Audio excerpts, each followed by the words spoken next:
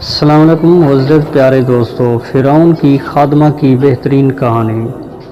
حضور اکرم صلی اللہ علیہ وآلہ وسلم شب معراج میں بیت المقدس کی طرف جاتے ہوئے مصر کے قریب ایک مقام سے گزرے تو انہیں نہایت ہی اعلیٰ اور زبردست خوشبو آنے لگی۔ آپ صلی اللہ علیہ وآلہ وسلم نے حضرت جبرائیل علیہ السلام سے پوچھا کہ یہ خوشبو کیسی ہے؟ جواب ملا کہ فرعون کی بیٹی کی باندھی مشات اور اس کی اولاد کی قبر سے آ رہی ہے۔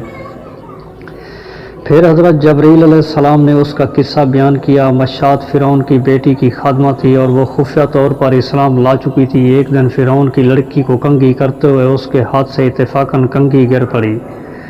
وہ اٹھانے لگی تو اس کی زبان سے بے ساختہ بسم اللہ نکل گیا۔ اس پر شہزادی نے کہا، تو نے آج عجب کلمہ بولا ہے، رب تو میرے باپ فرعون ہی ہے، تو پھر تم نے یہ کس کا نام لیا ہے؟ اس نے جواب دیا، فرعون رب نہیں ہے بلکہ رب وہ اللہ ہے جو مجھے اور تجھے اور فرعون کو ہی روزی دیتا ہے۔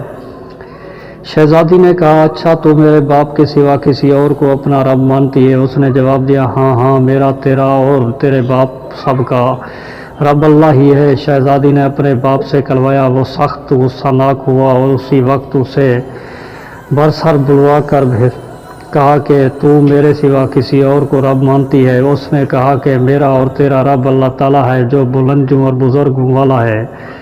فرعون نے اسی وقت حکم دیا کہ تانبے کی جو گائے بنی ہوئی ہے اس کو خوب تپایا جائے اور جو بالکل آگ جیسی ہو جائے تو اس کے بچوں کو ایک ایک کر کے اس میں ڈال دیا جائے۔ آخر میں خود اسے بھی اس میں ڈال دیا جائے۔ چنانچہ وہ گرم کی گئی۔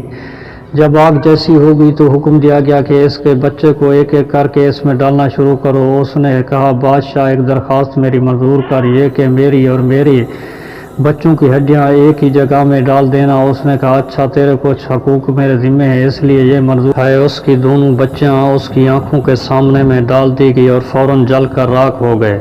پھر سب سے چھوٹے کی باری آئی جو ماں کی چھاتی سے لگا ہوا تھا، دودھ پی رہا تھا۔ فرعون کے سپاہیوں نے اسے گھسیٹا تو اس نیک بندی کی آنکھوں تلے اندھیرا چھا گیا۔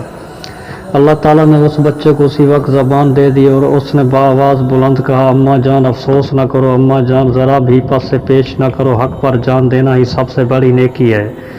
چنانچہ انہیں صبر آ گیا، اس بچے کو بھی آگ میں ڈال دیا گیا اور آخر میں ان کی ماں کو بھی اسی آگ میں جلا کر مار دیا گیا۔ یہ خوشبو کی مہک اس کی جنتی محل سے آ رہی ہے۔